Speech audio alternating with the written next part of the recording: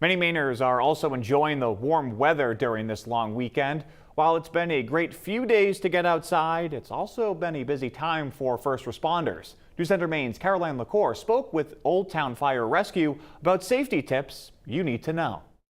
For some, the long Memorial Day weekend is known as the unofficial start of the summer. While many are gearing up for the good weather ahead, some officials are taking the time to remind folks of some safety tips. If you plan on grilling on this dry and hot weekend, Old Town Fire Rescue recommends making sure to keep your grill clean of any leftover grease from last year.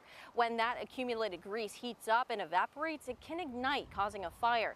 In case of a flare-up, also make sure to keep your grill at least 6 feet away from any brush, trees, or your house. You want a good amount of space so if that does go up, which usually happens, you want to be able to control it. You want to open it up, let the propane go free before it lights up for the first time. As for boating safety, the Maine Department of Inland Fisheries and Wildlife recommends that you tell others where you're going if you're headed out on the water and what time you might be back.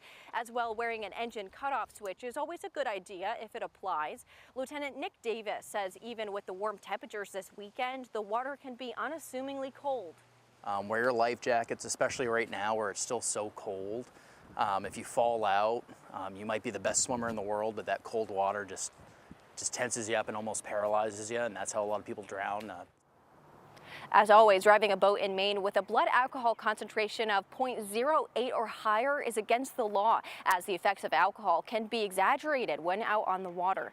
In Bangor, Caroline LaCour, News Center, Maine. And when you make your way back home this weekend, it's a good time to take it slow on the roads. We're entering the so-called 100 deadliest days of summer between Memorial Day and Labor Day, when the number of deadly car crashes tends to spike. Last year was especially bad for motorcyclists. Maine Secretary of State Shenna Bellows says 32 people died in motorcycle crashes last year. That was near a 30-year high. She urges drivers in Maine to stay alert, especially young drivers. They could have to wait much longer to get a full license if they break the law. You can save a life by driving smart. So there are a couple of key facts. Don't drive intoxicated. You wouldn't drink and drive. Put the phone away. Use hands-free or just don't text and drive. And again, if you're under 18, the consequences might mean having a summer stranded at home.